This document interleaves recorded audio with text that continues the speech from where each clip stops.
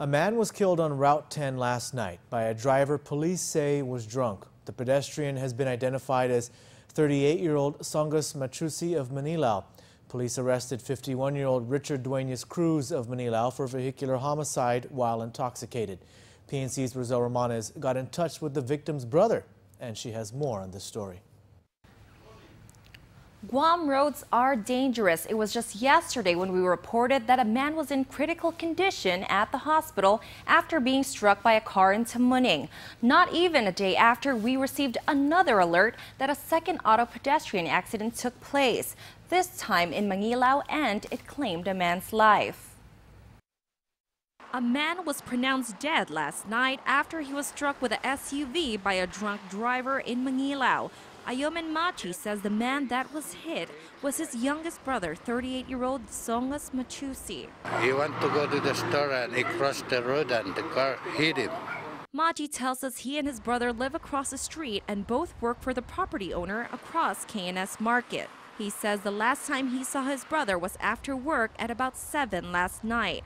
A few hours later, somebody told my neighbor to see my brother. He get accident. So I went out and the ambulance already take my brother to GMH. Police say at about 9:24 last night, Machusi was crossing Route 10 from KNS Market when the driver, 51-year-old Richard Duenas Cruz, who was heading south, crashed into him. Guam Police Department spokesman officer AJ Balahaja says Machusi was unresponsive when he was being transported to the hospital. He was pronounced dead at GMH at 10:45 last night. Police arrested Cruz for vehicular homicide while intoxicated, DUI with injuries, no driver's license, expired registration, and mandatory insurance. He was booked and confined. Balahaja says Guam Highway Patrol is investigating the cause of the crash. This is the third auto pedestrian accident in the past few days. Balahaja reminds residents to slow down and be cautious when approaching areas where stores and restaurants are located along the roadways. He says this area in Manilao is accident prone. Manilao Mayor Nito Blas agrees. Feel sorry for the family, but it happens a lot. We have several hit and run over in that site and over by the KFC area there. So it's a dangerous area here. Chong Cheng owns the property across KNS Market and says he sees a lot of cars speeding in the area. A lot of people high speeding. Even last night, the driver drunk and high speed because the body fly too far. Mayor Blas says he wants more crosswalks and warning signs in his village's main roads. Rosel Romanes, PNC News. In related news, the pedestrian from Monday's hit and run on Route 1 in Tamuning by AK remains in critical condition and is on life support. Guam Memorial Hospital spokeswoman June Perez says the man is still unidentified. As for the 91-year-old woman from the Agana Heights home invasion from Sunday, Perez says she is in stable condition. Meanwhile, residents in Mariposa Lane and Liguan Terrace were evacuated from their homes today for about an hour after a gunshot was heard while court marshals attempted to serve a warrant at a home in the area. According to Guam Police Department spokesman officer AJ Balahaja, the marshals heard the gunshot from within the suspect's room while trying to meet with him. The room door was locked, so Balahaja says a perimeter was made to secure the area and GPD was called to assist. Later, the suspect, identified as 29-year-old Alejandro de Guzman Abratic III, was found non-responsive with what appeared to be a self-inflicted gunshot wound to his upper body. Balahaja explains how the suspect was found.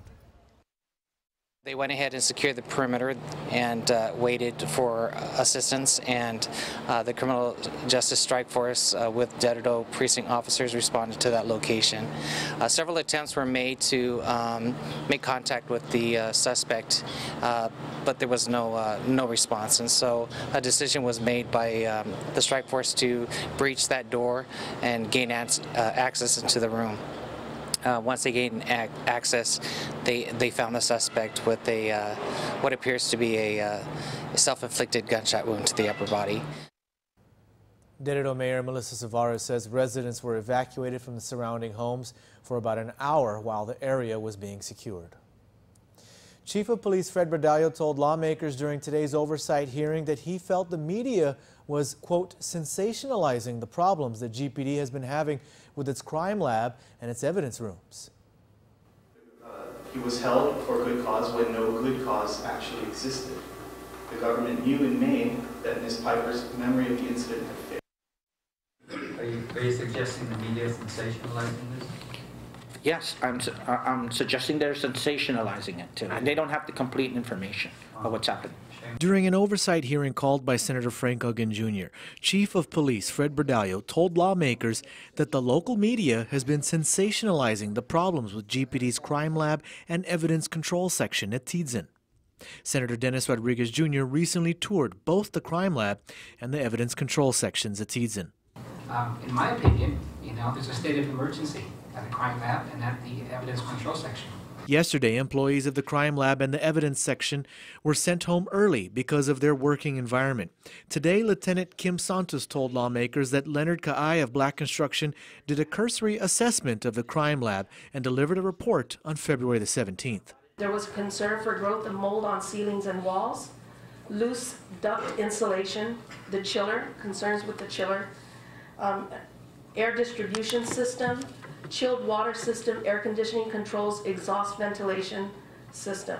Then today, a cursory assessment of the potential for asbestos at the Tidzin facility was conducted, but the results weren't available at the hearing. Also, an air quality assessment of the lab was done today by industrial hygiene professionals. The results will be ready in about a week. Meanwhile, employees are being asked to return to work.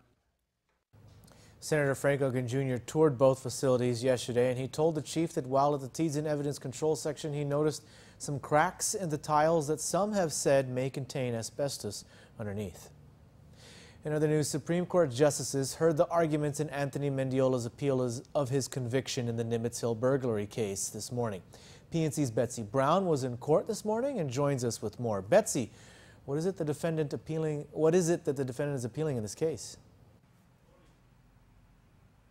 Clint, Anthony Mendiola is asking the Supreme Court to reverse his conviction in the Nimitz Hill home invasion case. He's currently serving a 21-year sentence for his role in the burglary that left Rebecca Piper partially paralyzed. But his attorney, Zachary Taminglo, is arguing that Mendiola's right to a speedy trial was violated. He was held for good cause when no good cause actually existed. The government knew in May that Ms. Piper's memory of the incident had failed, yet moved for a good cause delay in June. Now, knowing that she had no memory, there was no good cause for the court to delay the trial. 6 months or 4 months, Your Honor. Defense attorney Zachary Taminglo claims his client Anthony Mendiola was denied his right to a speedy trial when the Attorney General's office asked to delay the case so that Rebecca Piper could testify.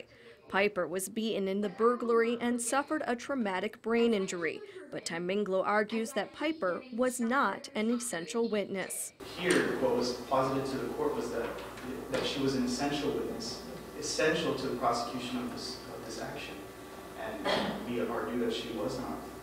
In terms of her testimony, she was just there to provide testimony as to how bad she was hurt, not identifying any of the defendants. Assistant Attorney General James Collin, however, argues that Piper's reaction to seeing Mendiola in court was an important part of Mendiola's conviction, making her an essential witness. What the jury was able to observe when seeing her confront Mr. Mendiola in court, and which could not have been conveyed in any other way, is how she reacted in terms of her disposition, in terms of her appearance, when seeing him there in court, and how she struggled with the things that had happened to her, and how she attempted to put these pieces back together in her testimony.